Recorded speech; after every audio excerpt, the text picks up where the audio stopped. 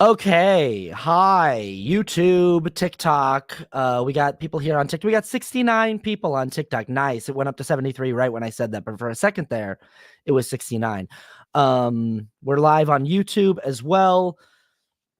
Welcome back to the show from a Blanket Fort recording studio in a one-bedroom apartment in North Hollywood. It's People Pleaser again. And it's just me again. I think for the next few weeks it's just me. I don't know. I don't have a lot of guests scheduled.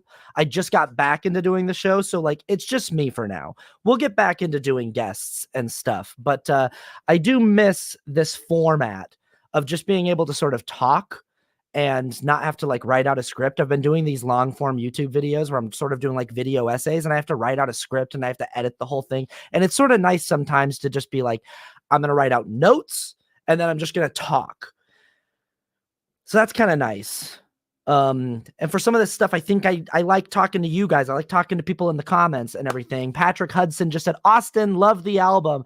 Thank you so much. I hope you got it. I hope you got a vinyl. We got a lot of people who've been buying the vinyl lately. The double vinyl is available. It's the holiday season. If you're looking for a good gift to get someone or to get yourself, it's you can get my double vinyl. Beautiful Things, the deluxe edition, now available in a beautiful limited edition double vinyl. AustinArcherMusic.bandcamp.com. Links in all of my bios on all of my things. You can get that.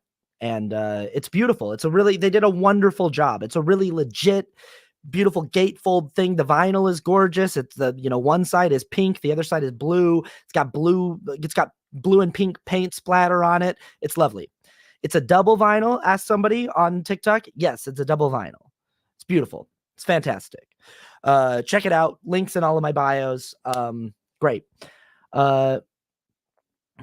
Flynn Scott just asked on YouTube, hey, Austin, excited to be here. If it's not too much trouble, any advice for someone wanting to start a YouTube channel?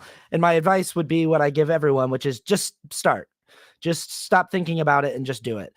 You're going to be bad at it for a little bit, most likely. You might get lucky and just be amazing at it right away. But usually it takes a while. It's a learning curve. And I was making content for years and years and years before I had an audience. And then I only had an audience for a couple of years before the algorithm decided that I shouldn't have an audience anymore. And here I still am, still doing it. So you just do it. Okay, we have a lot to talk about. So let's get into this. Oh my God. I don't want to do it, but I decided I was going to talk about this. And I just I'm like, I should talk about this maybe more than I already have. I made like an 1.5 hour long YouTube video about this. Then I made 2 videos for TikTok referencing the YouTube video and talking a little bit more about it. But the problem with talking about this right now is I genuinely I've not had a harder time talking about any other thing in the 4 years that I've been doing this full time.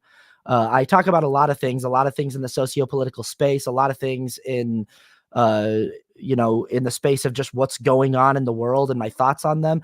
And a lot of people naturally, because of the sort of audience that I've cultivated and the vibe that I've cultivated on my page, feel like I think are surprised that I haven't been talking more, making more content about what's going on with Israel and Palestine and what's going on in Gaza. I took my time to try to make that first video and try to write a script that I felt like could adequately express how I was feeling. And even that didn't wind up going the way I wanted it to. It was the comment section was just an absolute nightmare. I did everything I could to try to state my positions as clearly as possible, and that didn't stop people from thinking that I was saying the opposite of what I was saying.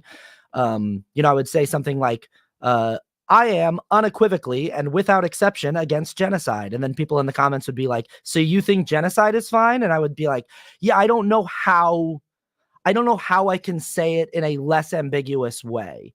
I don't know how to more clearly say something than I am unequivocally and without exception against this thing. And then people would be like, so you're just you're an apologist for genocide then? And I'd be like, yeah, I guess I don't know how else to, I can't say it I don't.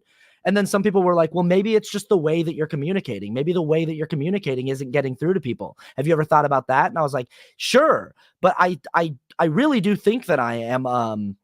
I think I'm saying it as clearly as I possibly can say it. I think I'm saying it in no uncertain terms. So I'm not sure. And that's what I want to talk about today is something that I think might be contributing to our breakdown in communication right now in the online space. I really feel like our online discourse is floundering. We are having a very hard time hearing each other and seeing each other. What's particularly concerning about this topic to me is the way that it has really fucked up and divided the left. It is rare that an issue drives a wedge between people in my personal friend group and in my personal audience like this has. Usually, the people that I'm trying to get through to and communicate with are people who are ideologically opposed to me anyway. I'm trying to communicate with, ideological conservatives and Christians and people who, in general, we don't share a lot of the same beliefs. We don't share a lot of the same philosophies. We don't share a lot of the same perspectives and opinions on most things. And I'm trying to find a way to communicate with them. And I feel like I have a unique way into communicating with them because I was raised conservative and Christian. And I have lived a life where I had a lot of those viewpoints and I came around to a lot of different viewpoints. So I feel like I have a way of communicating with those people, of breaking down the arguments for the left and for what I believe is a more progressive way of viewing things that can get through to people like that. But when it is the left, when it is my audience, when it is my friends who are at each other's throats and at my throat and just ready to, with so much vitriol and just hating each other and throwing each other under the bus and throwing each other away, and just you hear one wrong thing that a person says who you like, someone that you're friends with, someone that whether it's just a person that you're friends with online or a person that you're friends with in real life, someone that you followed for years, they say one wrong thing about this that hits your ear the wrong way and you're like, fuck that person, we're done forever. And yeah, like that's really tough for me because I'm going like, okay, what's happening here that we're not hearing each other? And then when I do try to step out into the online space and say something, even when I try to really craft my language to say something really, really, really clearly, people are hearing the opposite of what I said. That video that I made on YouTube, I just had a conversation with a person where they made like a 5-point list of things they had a problem with, and every single one of the things they were saying, I just was like, well, my response to you is that's not what I said. So like they were like, here's 5 things that I disagree with that you just said, and all 5 of the things I was like, I can't really even have a debate with you because the 5 things that you're mad about, and they were written out like in a paragraph each, like 5 paragraphs of points that, and I was just like, well, my response to you is that's not what I said. Like, I just didn't say those things. And the person insisted that I was saying those things. And I was like, then you have to show me the quote of me saying those things, because I can give you the timestamp and the quote of me saying the opposite of those things, because that's what I said. But you can't give me the timestamp and the quote of me saying the thing you're saying I'm saying, because I simply did not say it. So like this person said, I made an analogy in that video, in the YouTube video that I did, where I said, I support Black Lives Matter. I support the cause for racial justice in America. I support the historical validity for that cause, that like just just weighing the historical nature of America's racism and white supremacy and institutionally enforced racism against communities of color. The Black Lives Matter movement is still incredibly relevant in the 21st century, and America's problem with white supremacy and institutional racism is still a very modern problem, and I support that cause and that fight. And I was sort of making this comparison to say, historically, the cause for Palestinian liberation and Palestinian freedom has a lot of historical merit and validity, and weighing the historical injustices that Israel has committed against Palestinian people and all this stuff, I can support that. And then I was trying to go like, I said, now let's say that Black Lives Matter organized itself into guerrilla factions that were carrying out coordinated acts of violence in the name of this cause of racial justice. I still might go like, yeah, sometimes you got to get violent for racial justice.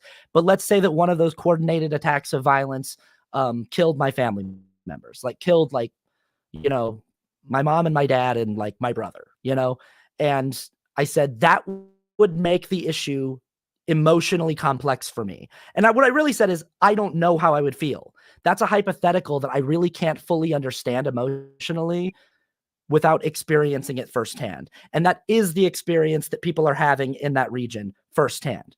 There are people who are even like, they're Israelis who are sympathetic to the Palestinian plight and situation and the Palestinian viewpoint. There are like many Israeli journalists who are willing to call out the IDF and call out the war crimes of the Israeli government and all of this thing. There are like, but then you have to think like these are people who this conflict has defined their entire life. This has been a part of their lived experience from birth.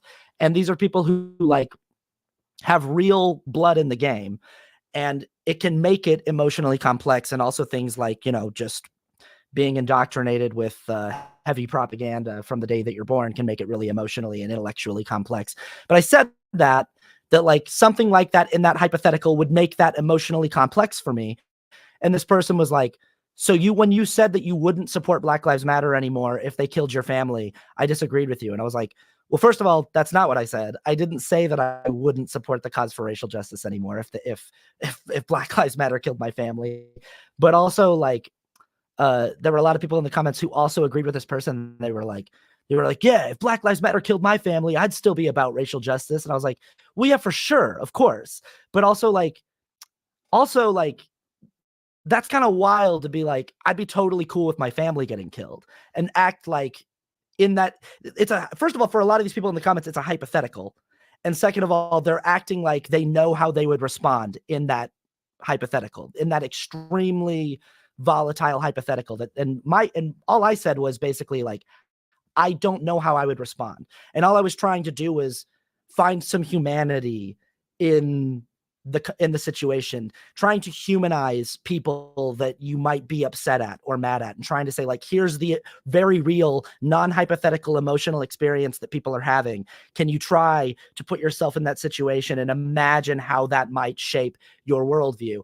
And people were like, absolutely not. Fuck you, Austin, for even suggesting such a thing.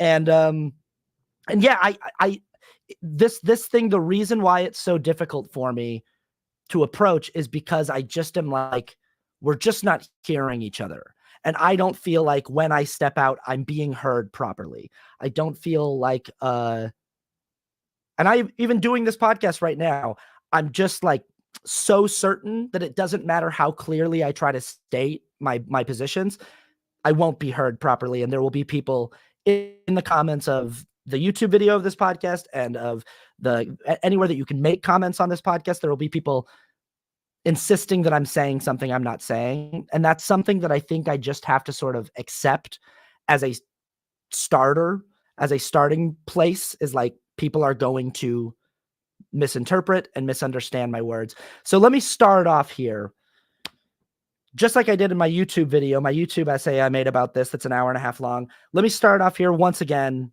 with a very, very clear, unambiguous statement of my personal position in this.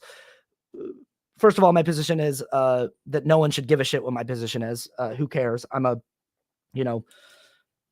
white guy from Salt Lake City, Utah, who has largely just been activated to talk about this in the last couple months, like most people in America have, even though this has been going on for my entire life. So take my opinion and position with a grain of salt.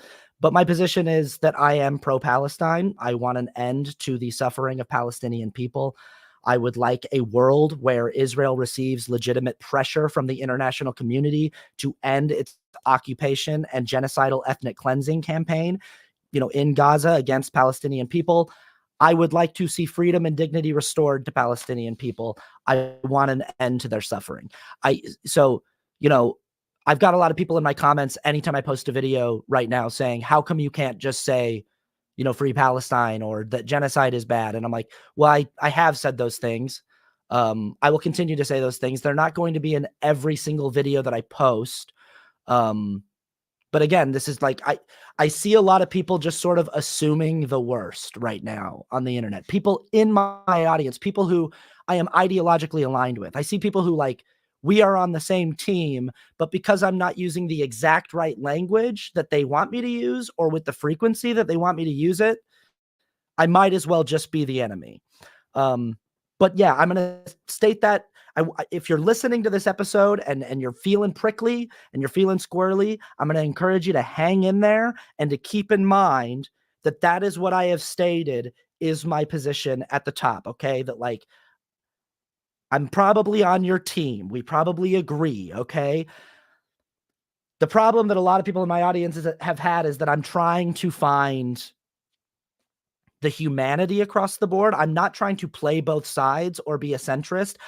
I'm being very clear that I'm aware that historically Israel has inflicted more harm on Palestinian people than Palestinian people have on Israel, that I'm aware of the historical imbalance and the historical asymmetry of the situation, that I'm aware of the lopsided nature of the power dynamic, and that I'm not saying this is just a situation where both sides are just as bad as each other and have done just as much harm.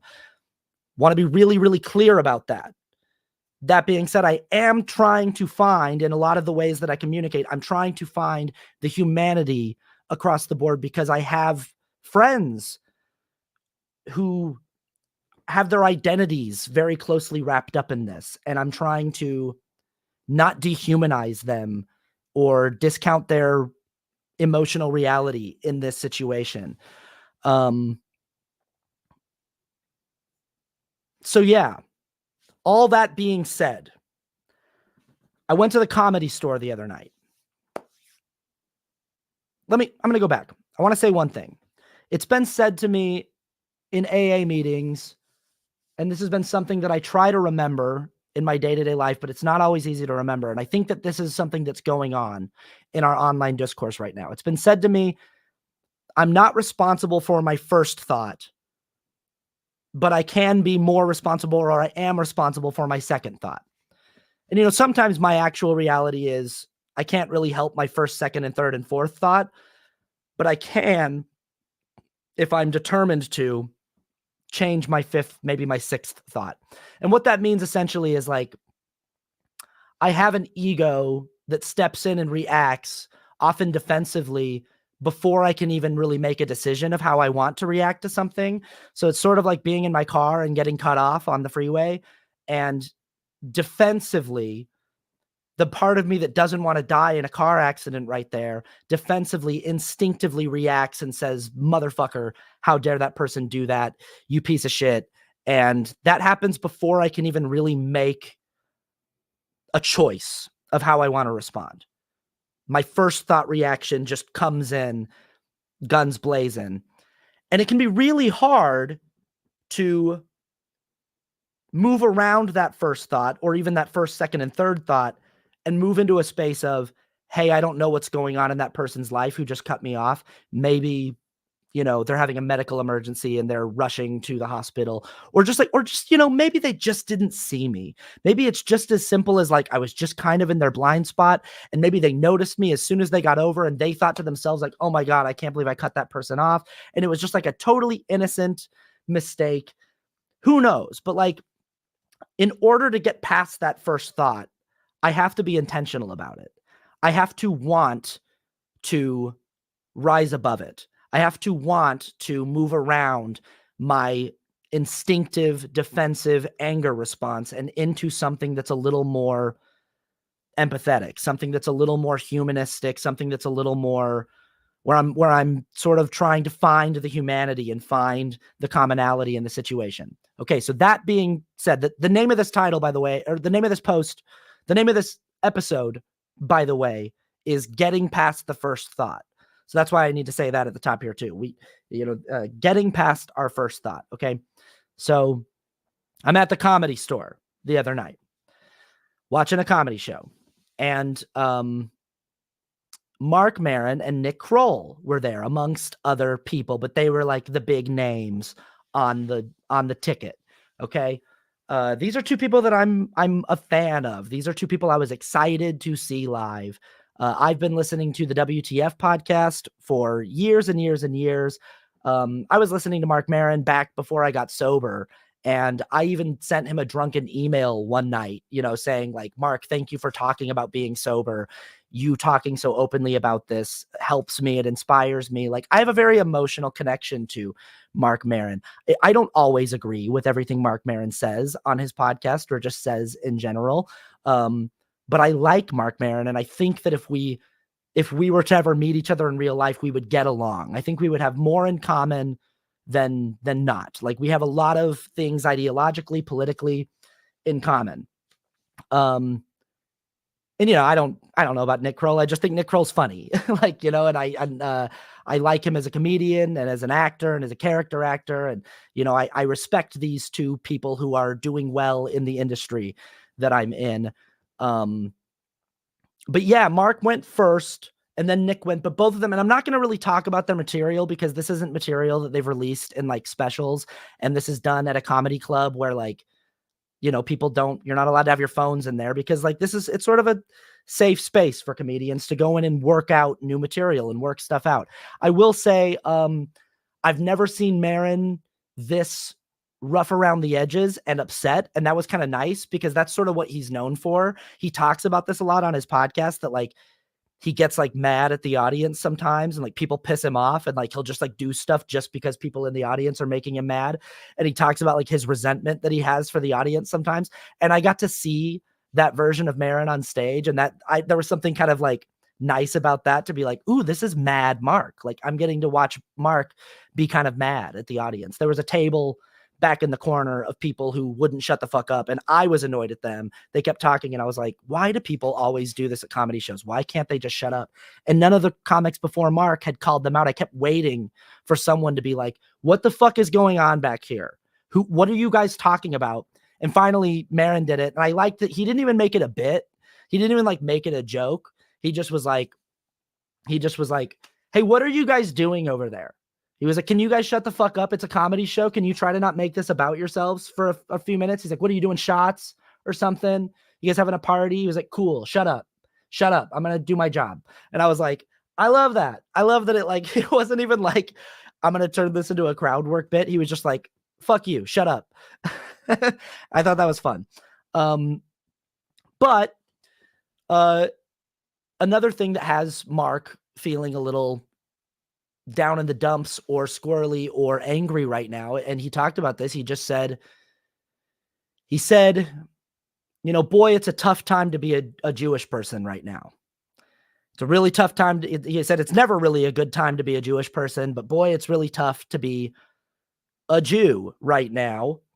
And he mentioned something about like nothing brings the world together. Like the whole world's divided on everything, but nothing brings the world together like anti-Semitism.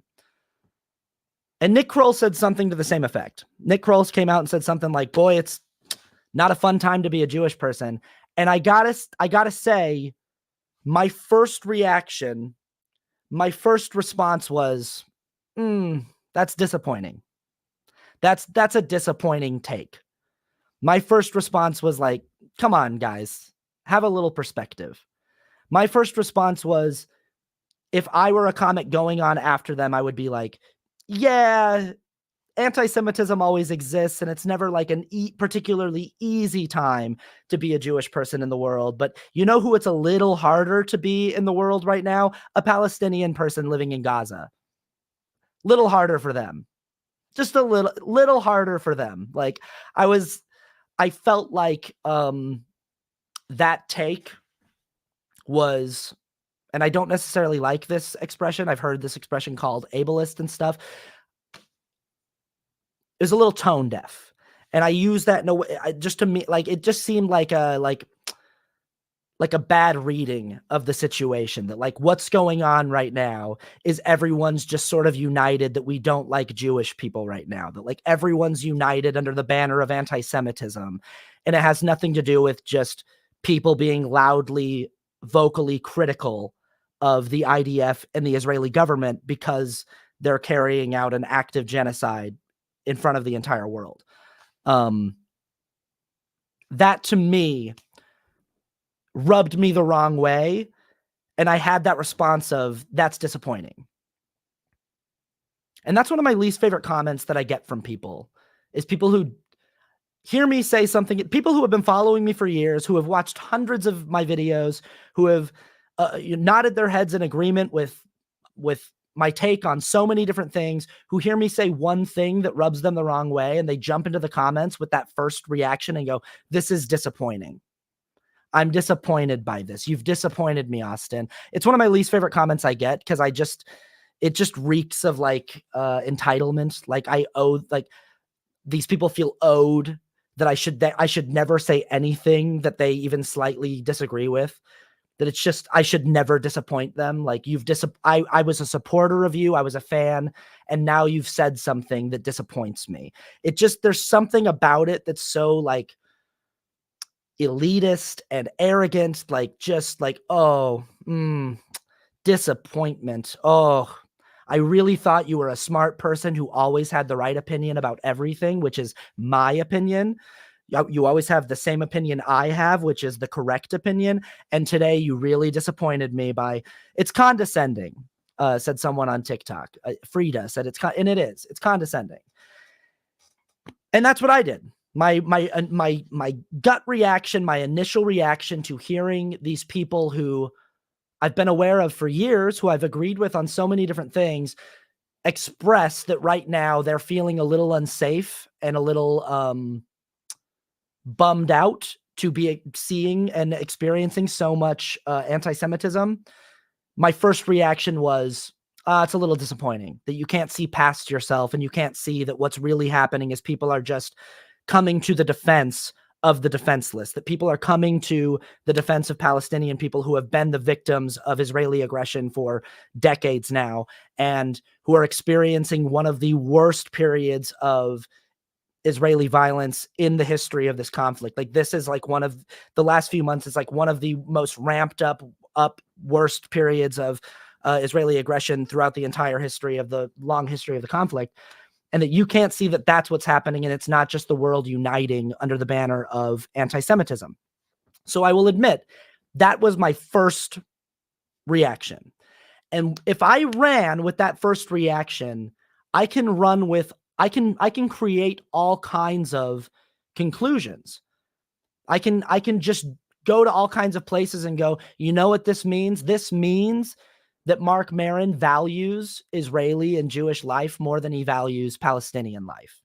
He values and cares about Israeli and Jewish pain more than he values and cares about Palestinian pain. He doesn't have any sympathy for Palestine. Mark Maron doesn't care about what's happening in Gaza. Mark Maron doesn't care about Palestinians or the Palestinian plight. And I can run with all I can create all kinds of really, really unfavorable assumptions about who Mark Maron is and how he views the world based off of him just sort of pointing out that he feels like he's experiencing a heightened amount of anti-Semitism right now. And I can do the same thing to Nick Kroll. Or I can experience my first thought, my first defensive, instinctive response. I can hold that and then move past it and ask myself some questions. I can ask myself, did Mark Maron say that he values Israeli life and Israeli safety and Israeli, pain more than he values Palestinian life and safety and pain? Did he say that? Did he get on stage and say, I just got to say personally, I just care about Israeli people more than I care about Palestinian people. I just care about Jewish people more than I care about any other kind of... Did he say that? And no, he didn't say that. I can try to infer that if I want. I can infer that, but like, if I want to be intellectually honest and favorable and charitable, and if I want to try to find the humanity in the situation, I can really ask myself, did he actually say that though? No. Did he say that he doesn't have any sympathy for what's going on, or that he doesn't find any valid criticism to be made of the IDF or the Israeli government? Did he get up there and say, I actually think that everything the Israeli government is doing is totally cool, and I think that they should be going harder, and I totally support it all? No, he didn't say that. And neither did Nick Kroll. They didn't say that. What they did is they expressed, as Jewish people, very simply the fact that they feel a little unsafe right now, that they feel a little uncomfortable, you know? And that's it. They just sort of said, my personal experience right now as a member of this globally marginalized and oppressed group is that I feel a little unsafe. Now, the reason why a lot of people who are pro-Palestine, a lot of pro-Palestine leftists have a problem with this is that we want to be able to make that clear delineation that being critical of the Israeli government, being critical of the IDF, and calling out the war crimes of the Israeli government and the IDF is not the same thing as being anti-Semitic. We really, really want to make that clear delineation, and we don't like when people are seeming to conflate those two things. And again, that's another question that I can ask myself. Did Mark Maron stand on the stage and say, when you criticize Israel and the IDF, you're being anti-Semitic? That's the same thing as being anti-Semitic. Did he get on stage and say that? No, he did not. Did Nick Kroll get on stage and say that? No, they did not. But that's sort of where we go with it, is like, hey, no, that's, and I, to be honest, that was another thing that I felt, as I was like, when he said nothing unites the world like anti-Semitism, I was kind of like, I don't know, man. I don't think that, first of all, I don't think it's true that we're all agreeing right now and that we're all united. I think that in many ways, I don't know if I've ever seen us more divided and more unsure of like where we're supposed to stand on a particular issue or how we're supposed to communicate about an issue, especially just within the progressive left. I've never seen such heated division on a topic. So I disagree with the assertion that everyone is united under anti-Semitism.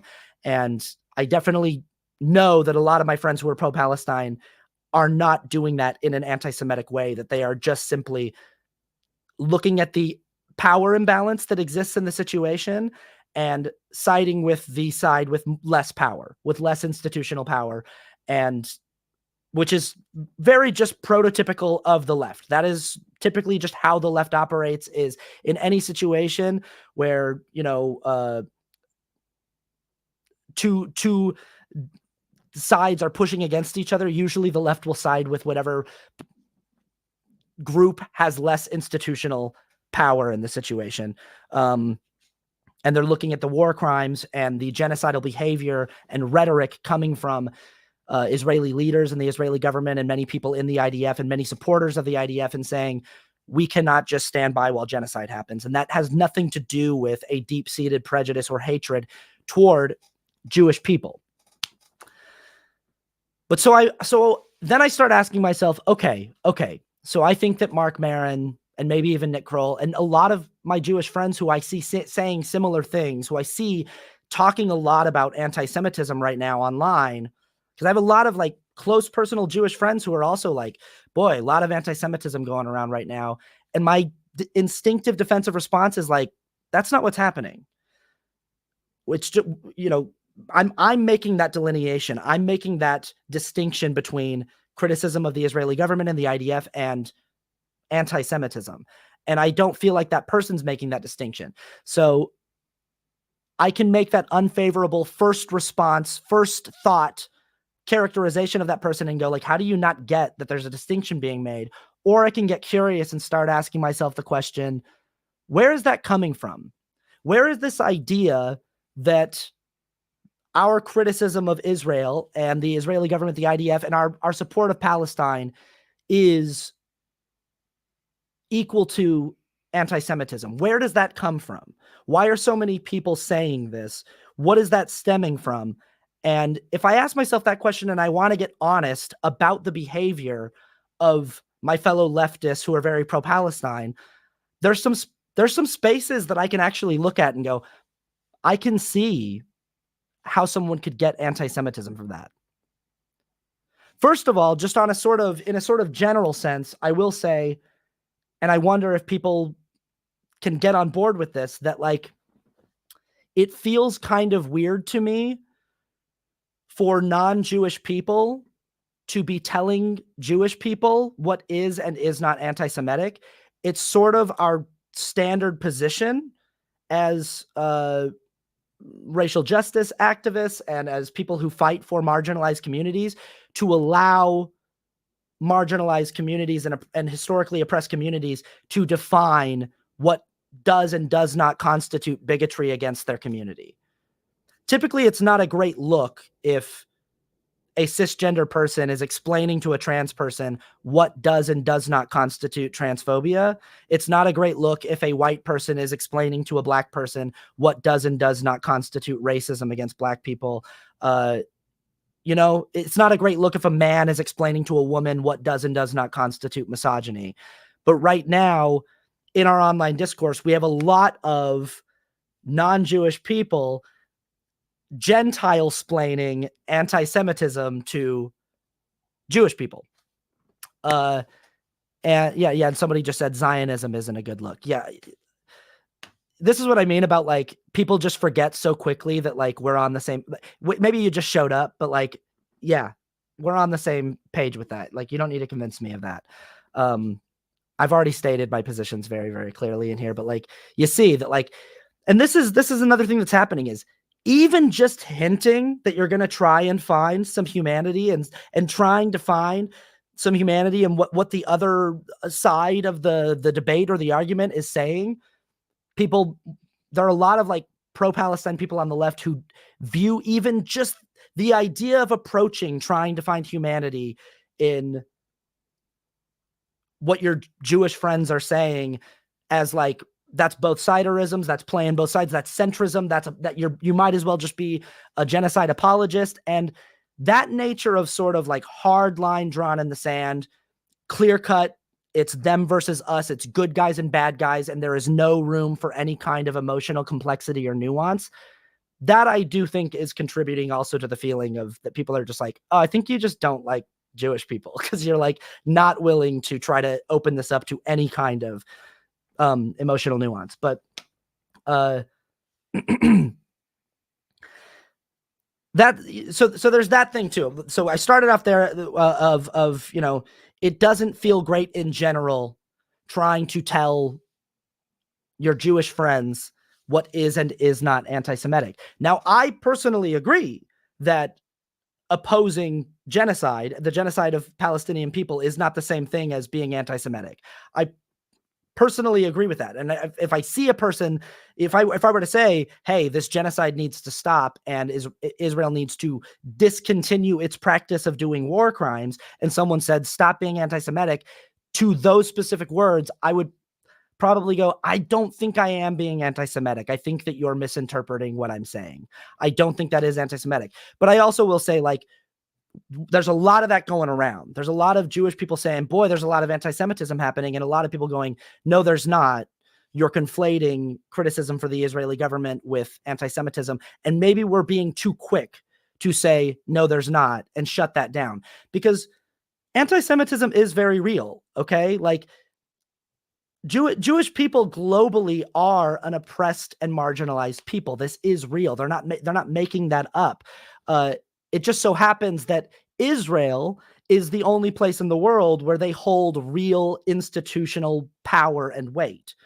So in this particular situation, it is Israel, which is a predominantly Jewish nation, that holds the institutional power. But globally, Jewish people are the victims and have been historically the victims of oppression, marginalization. And, you know, usually we define these things based on power dynamics, right? The reason why we say that you can't be racist to a white person, especially in like a country like America where white people hold a lot of systemic and institutional power, is you can be prejudiced against white people, but you cannot wield institutional power against them because the institutions and the systems are designed to favor them.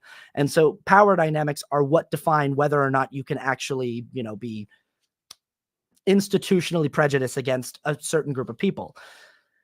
That being said, it's like that makes it kind of hard. It's like, can you be anti-Semitic to Israel, which is a very powerful, wealthy nation that has a lot of institutional weight and institutional ability to carry out its prejudices?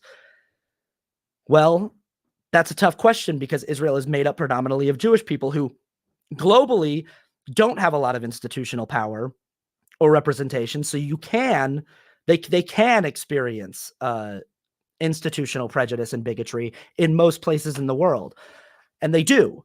But this is like, I mean, so anti-Semitism exists, and right now, a lot of like white supremacist anti-Semites Semites are taking the anti-Semites are taking the opportunity of Israel's bad behavior to come out and say a lot of full-throated anti-Semitic things. And so a lot of Jewish people online are actually experiencing an influx in very real anti-Jewish bigotry and anti-Jewish hate.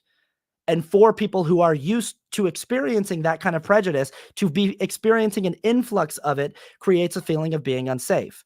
And then for everyone that they're usually allied with, people on the left, people who are usually coming to their defense to say, that's not true, that's not what you're experiencing, that's not real, that only heightens the feeling of like, oh, we're losing support. No one believes us. People are telling us that the hate we're experiencing, that the bigotry that we're experiencing isn't real. Heightens the experience of feeling like, wow, no one's on our team. And thus you get people coming out on stage like Mark Maron saying, boy, everyone, I guess the one thing that unites everyone is anti-Semitism. And what he means when he says that is like, well, the right and conservatives have always been anti-Semitic. That's nothing new. But now people who typically politically align with me are also sort of saying things and doing things that make me feel unsafe as a Jewish person. And that feels like unanimity, like everyone's unanimously agreeing on this. And so I'm trying to find the humanity here. Another thing that I think could be contributing to this is like, in my hour and a half long video essay that I made on this topic, I said, again, several times in that video, I stated that I have a decidedly pro-Palestine position in all of this, that I acknowledged several times the historical asymmetry of the situation, the historical, lopsided nature of it. I acknowledge just the death toll, that like just the death toll from one side is drastically larger than it is for the other side. I acknowledged all of these things, and I still said that I view innocent victims as innocent victims, and that I refuse to feel sympathy for innocent victims in any sort of ranked or prioritized manner, that I am not going to prioritize the amount of sympathy or empathy I extend to innocent victims, whether they're Israeli or Palestinian, that when innocent people die, that's innocent people dying, and I am not going to decide how much or little I care based on their identity. So essentially saying that I care as much about the 1,400 people killed on October 7th as I do about the 20,000 people who have been killed since.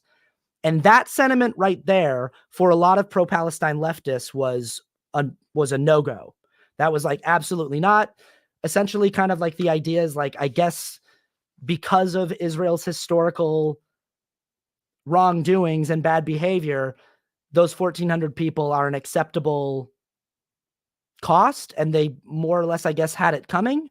And I got to say that sentiment right there, like not allowing people to extend equal sympathy for innocent victims, even people who are saying, hey, I want Palestinian freedom, and I want an end to the occupation. I want an end to Israel's genocidal ethnic cleansing of Palestinian people. I want to see that over. I want the international community to put pressure on them to stop that.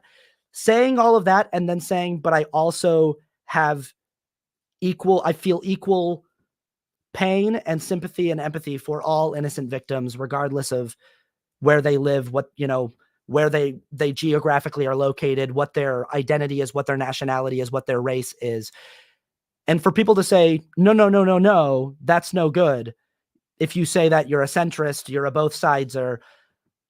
I can see how pretty quickly for Jewish people trying to parse all of this out, for Jewish leftists trying to parse all this out, that could look a lot like hatred for Jewish people instead of just criticism of the Israeli government and the IDF. That saying, I'm okay with those 1,400 people dying because 20,000 is a larger number than 1,400, and I'm going to prioritize which victims I care about more, that could look like, oh, so you believe that my identity can die and should die in this conflict. And in fact, I've seen a lot of people who that's just straight up in their comments. I have Jewish friends who like are getting DMs from people who are going, 1,400 wasn't anywhere near enough. I wish they had been able to kill a lot more. I wish that Israel could be wiped off the face of the earth. And you can see pretty quickly how that can start to feel like there is no delineation being made between being anti-IDF or critical of the IDF, critical of the Israeli government, and anti-Jewish. That pretty quickly it's like, oh, you're just lumping us all together into one big thing. And that's the thing too, is I just over and over and over again, I see pro-Palestine people on the left saying, well, we're making a distinction. We're not going to we're not going to get convoluted here and mix up criticism of the Israeli government with anti-Semitism. We are making a distinction between those two things. We are not going to hold the Israeli people accountable for the actions of the Israeli government. And then at the same time saying, if you show sympathy for the people who died on October 7th, then you can't sit with us. Those two ideas are not the same. Those two ideas can't really coexist and make coherent sense. They don't really work together. And you can see pretty quickly how it does look like, if that's your stance, that any sympathy being shown for the 1,400 people killed on October 7th means that you're essentially not on Palestine's team, and that you can't sit with the pro-Palestine crew. That could look pretty quickly like you do want the Israeli people to be held accountable for the actions of the Israeli government, and you are not interested in making a distinction between the Israeli people and the Israeli government. And you could also see how Jewish people looking at that in the discourse could go, oh, so like, yeah, I agree with you that the Israeli government is behaving atrociously, but like, you just want all of us dead. And that could feel and look a lot like just straight up anti-Semitism. So I'm saying all of this going, my initial reaction was the same as yours. My general position is largely the same as yours, but I'm trying to find the humanity here so that we can hear each other better, so that we can communicate with each other better. I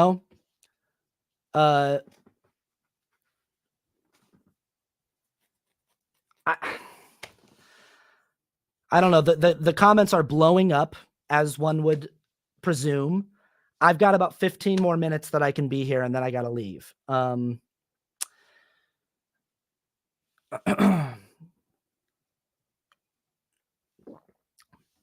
going to go to the comments here. Nathaniel St. Clair says, all you are doing is complaining about leftists. Yeah, that's because that's who I'm talking about here.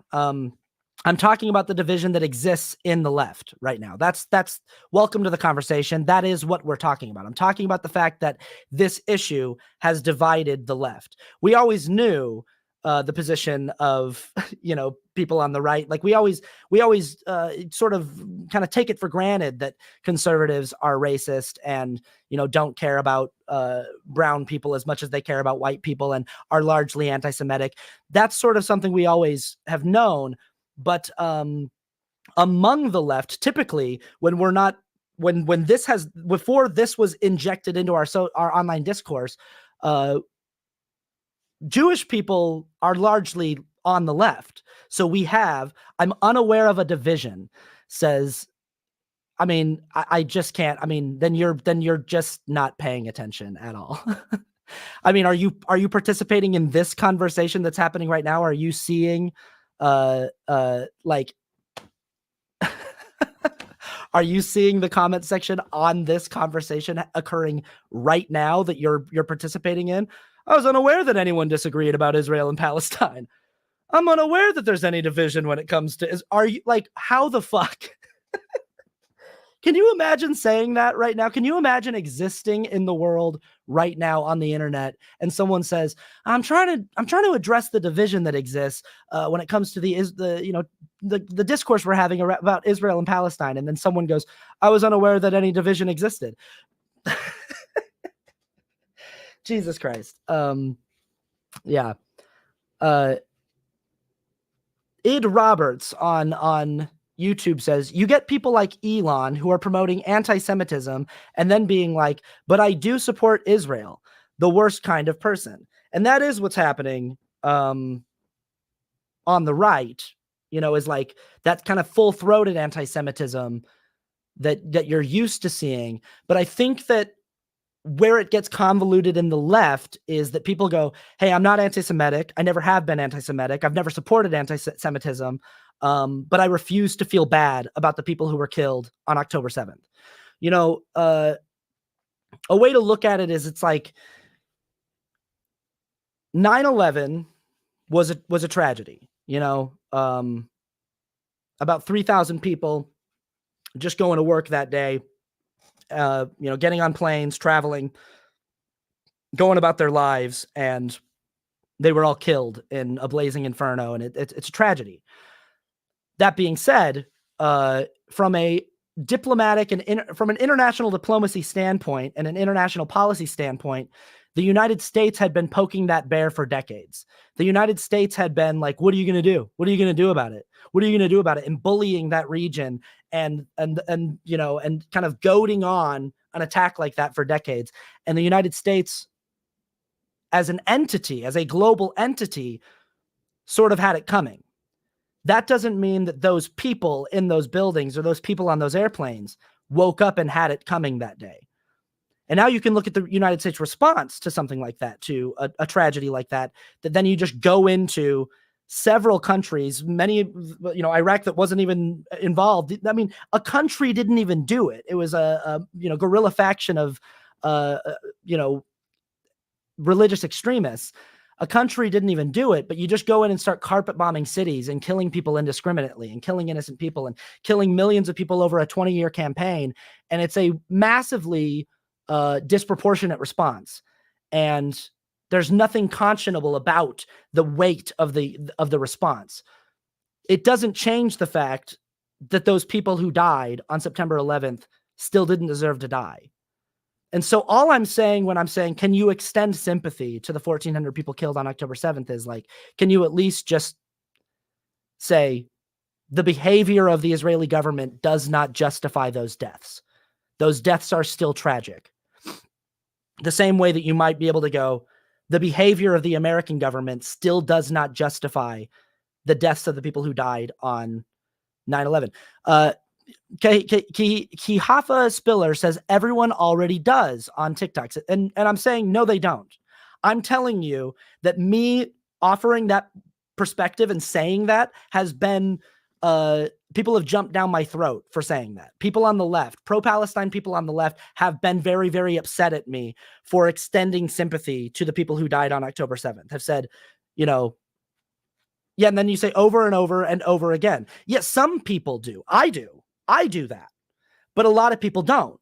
And I'm saying that's where the problem is coming in. That's where the feeling of where are they? Asked Nathaniel St. Clair. To just go and look at my comments on my YouTube video essay. Go and again, when you say where are they? Like, again, you're just being willfully ignorant of the situation that's going on in our online discourse right now. You're pretending like it doesn't exist. You're pretending like I'm just making this up. Like everything I've said, no one's ever had a problem with it, and everyone's actually been really, really happy with me. Now, that's another thing that when your Jewish friends say, hey, I'm experiencing a lot of anti-Semitism right now, and you go like, no, you're not. No, you're not. That dismissal of their experience is not going to make them go, you know what? Good point. You know what? You're right. I'm not. I'm being dramatic. And that's the same thing for me when I say, hey, I expressed sympathy for victims equally across. I said in my video that was decidedly very pro-Palestine, by the way, my video where I stated several times that I'm against genocide and that I want the genocide to stop and that I'm pro-Palestine. I said I refuse to extend sympathy for victims in any way that prioritizes or ranks their pain. And people were furious at me for saying that. And I tell you that is a real thing that happened. And then you say, no, it's not. Do you understand how unreasonable you're being? Do you understand how absurd that is? To have a person go, hey, somebody DM'd me the other day and told me that they want all Jews eradicated from the earth. And you go, oh yeah, is that person in the room with us right now? Did that really happen? Or where are they? I don't see them. And you say something like that. Do you understand that that's a really fucked up and unreasonable thing to say?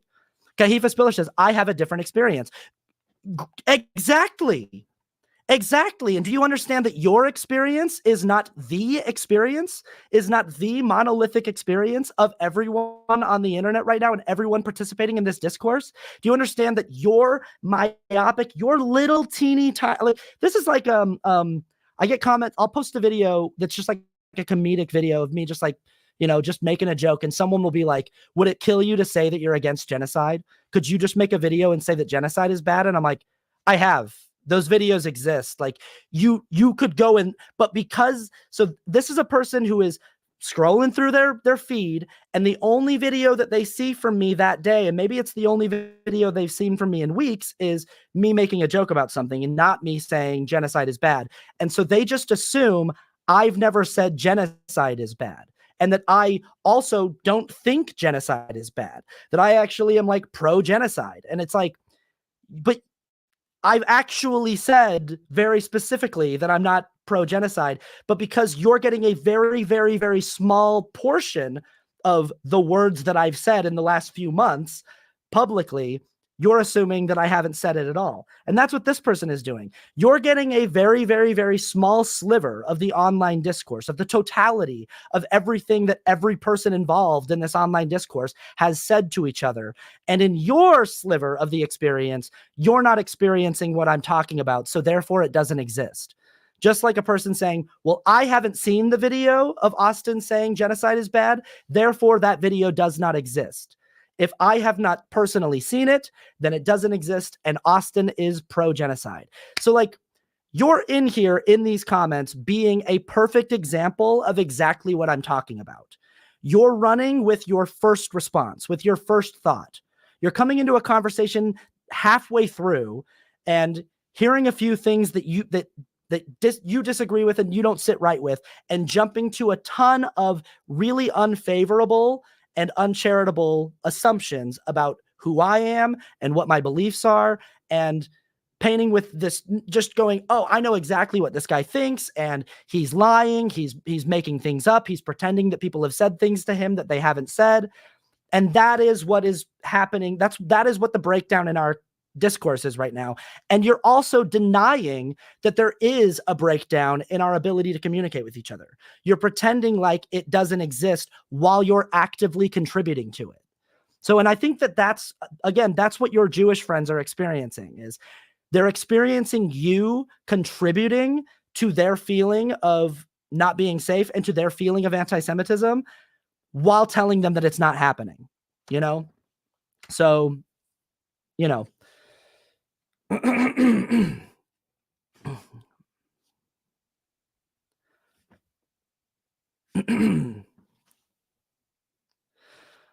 Haley D says, you can't assume that you know what everyone is experiencing though, right? Are you asking me that question, Haley? Because that's my point. That's what I'm saying, is that you can't assume that you know what everyone is experiencing.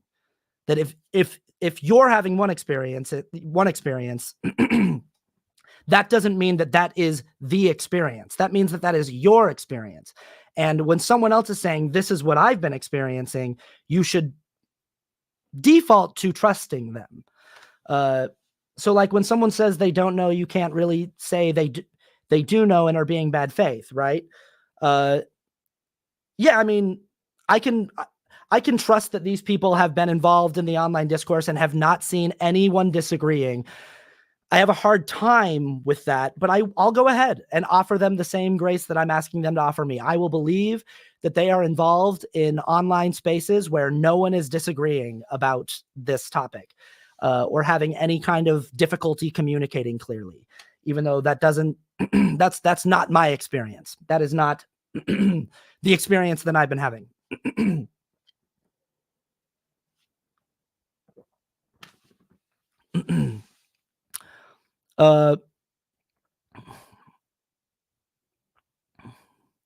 Yeah, and then Megillah Shuwal said, yep, just do all the war crimes you want, BB. I sure hope you're not directing that comment at me, because that's just nowhere near anything that I've even come close to saying at any point in this live stream or podcast episode. If you're if you are directing that at me, Magila Shual, if you are directing that at me, you are being the perfect example of everything that I've been talking about in this episode, which is like, I've just stated over and over and over again in this episode that I am decidedly pro-Palestine, that I want the genocide and the war crimes happening to Palestinian people to end, that I want the international community to put sufficient pressure on Israel to make it end, to make it stop. I've said that. This is probably the 5th or 6th time that I've said it. And you're coming in just going, yeah, I guess Austin just thinks that Bibi should get away with whatever he wants and be able to do war crimes. And it's like, yeah, so somehow, some way, there is something happening that makes you incapable of hearing the actual words that I'm saying and makes you assume that I'm saying the opposite of what I'm saying. And that's been my experience. And my anecdote about seeing Mark and Nick at the Comedy Store was that I didn't want to do to them what I've been experiencing.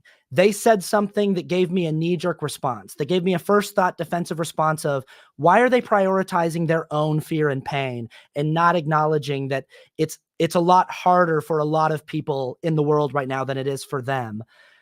And then I sat with that. I tried to move past my first thought defensive reaction and go, why is it that so many of my Jewish friends are expressing that they feel like they're experiencing an influx of anti-Semitism right now? Are they all lying and making it up? Or could it be that they are experiencing very real anti-Semitism and also behaviors from pro-Palestine leftists that feel like anti-Semitism, even if that's not the intention? You know, we talk a lot on the left about intent versus impact. So if your intent is not anti-Semitism, but to just criticize the IDF and criticize the Israeli government, but the impact of what you're saying is landing like anti-Semitism to your Jewish friends, maybe try to consider what it is about what you're saying that is making it land like anti-Semitism. And if you are saying things that sound like you're very unsympathetic to Jewish people in the world right now, and that you're very unsympathetic to Jewish pain and Jewish fear and to just sort of Jewish people expressing themselves and expressing their experience, that could sound to a lot of Jewish people like you don't care about them. And if they're hearing stuff that sounds like you don't care about them, it's just a hop, skip, and a jump away from you inherently don't like them. And they are used to, as a globally marginalized and oppressed people, that being rooted in anti-Semitism. So like, all I'm asking here is I'm trying to find a way for us as leftists who have so many of the same values to be able to communicate with each other more clearly right now. Because I feel like we're all I feel like that experience that I had of being disappointed that Mark Maron said it's a hard time to be Jewish in the world right now, and that Nick Kroll said it's a hard time to be Jewish in the world right now. I feel like that's an experience that a lot of pro-Palestine leftists are having when they get on the internet and they see their Jewish friends talking about their experience of being Jewish in all of this and going, why are you putting your pain, your discomfort, your fear first when Palestinian people in Gaza are suffering so greatly? I think that's the experience I had. And I think that's the experience a lot of us are having. And I'm wondering if we could communicate with each other better, find each other's humanity better, if we could move past that first thought response, that knee-jerk response, and go, maybe there is something to the way that we are communicating, the way that we are displaying our advocacy for Palestinian dignity and humanity and rights that isn't landing the way we want it to, that is landing in a slightly prejudiced or anti-Semitic way. Anyway,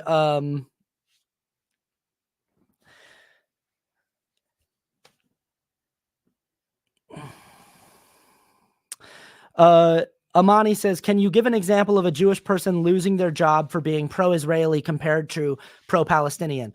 No, not off the top of my head. And I also don't think that this is useful. I honestly don't think it's useful to go, well, like to play the comparison game, because that's what gets us into this mess in the first place.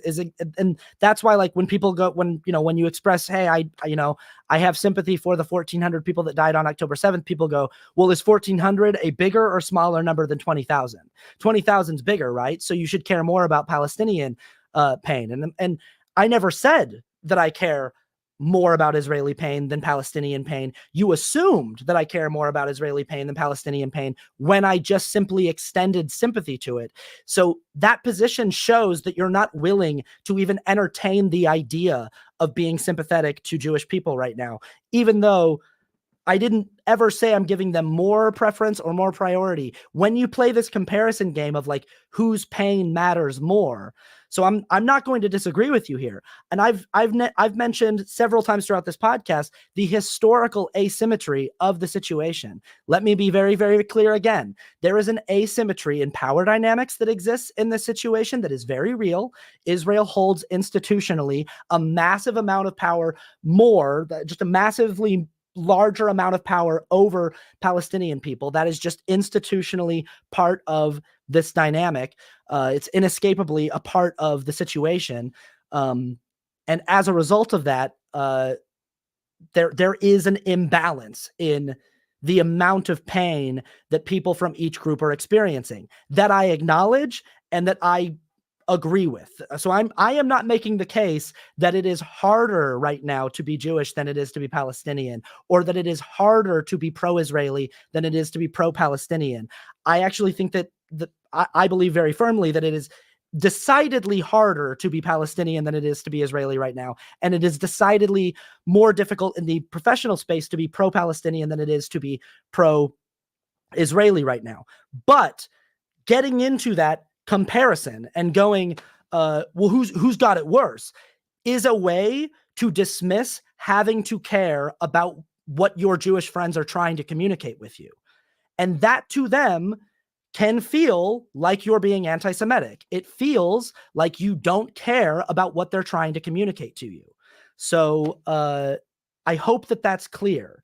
That when you instinctively go to, well, you don't have it as bad as this other group has it, you're being dismissive of the experience that they're of the pain that they're trying to communicate to you, of the feeling of not being safe that they're trying to communicate to you.